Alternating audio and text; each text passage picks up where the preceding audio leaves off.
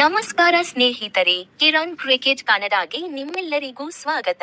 ಭಾರತೀಯ ಕ್ರಿಕೆಟ್ ಅಭಿಮಾನಿಗಳಿಗೆ ಇಂದಿನ ದಿನ ನಿರಾಸೆ ಮೂಡಿಸಿತು. ಒಂದೇ ದಿನ ನಡೆದ 2 ಮಹತ್ವದ ಪಂದ್ಯಗಳಲ್ಲಿ ಭಾರತ ಪುರುಷರ ತಂಡ ಮತ್ತು ಮಹಿಳಾ ತಂಡ ಎರಡೂ ಸೋಲು ಕಂಡವು. ಈ ಬೇಸರ ಮೂಡಿಸಿದೆ. ಮೊದಲು ಐರ್ಲೆಂಡ್ ವಿರುದ್ಧ ನಡೆದ ಎರಡನೇ ಟಿ20 ಪಂದ್ಯದಲ್ಲಿ ಭಾರತ ಆರಂಭದಲ್ಲೇ ಸಂಕಷ್ಟಕ್ಕೆ ಸಿಲುಕಿತು.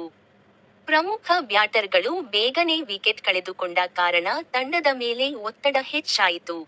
ಮಧ್ಯಮ ಕ್ರಮಾಂಕದಲ್ಲಿ ಕೆಲವು ಉತ್ತಮ ಹೋರಾಟ ಕಂಡರೂ ಗುರಿ ತಲುಪಲು ಸಾಧ್ಯವಾಗಲಿಲ್ಲ. ಐರ್ಲೆಂಡ್ ತಂಡ ಉತ್ತಮ ಬೌಲಿಂಗ್ ಹಾಗೂ ಶಿಸ್ತಿನ ಫೀಲ್ಡಿಂಗ್ ಪ್ರದರ್ಶನ ನೀಡಿ ಸರಣಿಯಲ್ಲಿ ಐತಿಹಾಸಿಕ ಜಯ ದಾಖಲಿಸಿತು. ಇತ್ತ ಮಹಿಳಾ ಟಿ20 ವಿಶ್ವಕಪ್ನಲ್ಲಿ ಆಸ್ಟ್ರೇಲಿಯಾ ವಿರುದ್ಧ ಭಾರತಕ್ಕೆ ಮಾಡು ಇಲ್ಲವೇ ಮಡಿ ಪಂದ್ಯವಾಗಿತ್ತು. ಮೊದಲು ಬ್ಯಾಟಿಂಗ್ ಮಾಡಿದ ಭಾರತ ಸ್ಪರ್ಧಾತ್ಮಕ ಮೊತ್ತವನ್ನು ಕಲೆಹಾಕಿತು. ನಾಯಕಿ ಹರ್ಮನ್ಪ್ರೀತ್ ಕೌರ್ ಮತ್ತು ಇತರ ಬ್ಯಾಟರ್ಗಳು ಉತ್ತಮ ಆಟವಾಡಿದರು. ಆದರೆ ಆಸ್ಟ್ರೇಲಿಯಾದ ಅನುಭವಿ ಬ್ಯಾಟರ್ಗಳು ಉತ್ತಮ ಜೊತೆಯಾಟ ಕಟ್ಟುವ ಮೂಲಕ ಗುರಿಯನ್ನು ಯಶಸ್ವಿಯಾಗಿ ಬೆನ್ನಟ್ಟಿದರು. ಈ ಸೋಲಿನೊಂದಿಗೆ ಭಾರತದ ಸೆಮಿಫೈನಲ್ ಕನಸು ಕೂಡ ಕೊನೆಗೊಂಡಿತು. ಇಂದಿನ 2 ಪಂದ್ಯಗಳು ಭಾರತೀಯ ತಂಡಗಳಿಗೆ ಹಲವು ಪಾಠಗಳನ್ನು ಕಲಿಸಿವೆ. ಪುರುಷರ ತಂಡಕ್ಕೆ ಆರಂಭಿಕ ಬ್ಯಾಟಿಂಗ್ ವೈಫಲ್ಯ ದೊಡ್ಡ ಹೊಡೆತವಾಯಿತು. ಮಹಿಳಾ ತಂಡದ ಬೌಲರ್ಗಳು ಉತ್ತಮ ಆರಂಭ ಪಡೆದರೂ ಕೊನೆಯ ಓವರ್ಗಳಲ್ಲಿ ಪಂದ್ಯವನ್ನು ನಿಯಂತ್ರಿಸಲು ಸಾಧ್ಯವಾಗಲಿಲ್ಲ.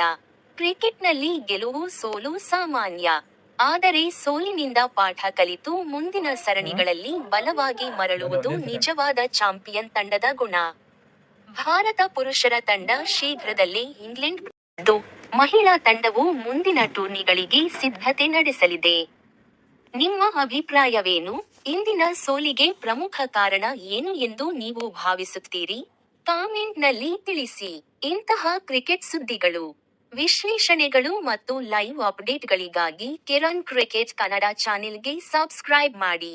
ಧನ್ಯವಾದಗಳು.